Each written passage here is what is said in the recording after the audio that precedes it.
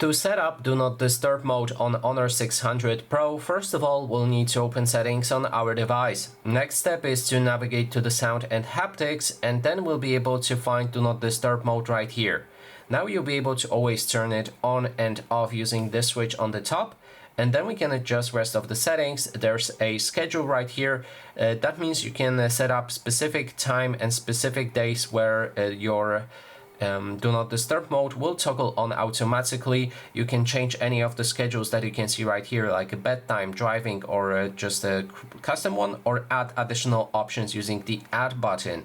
Then there's allow interruptions. You'll be able to allow which things will be able to bypass Do Not Disturb mode. You can go for calls and then select specific numbers that can bypass this option. So we have everyone. That means everyone will be able to just call you, contacts only, favorites only, or none. You can also enable or disable repeated callers.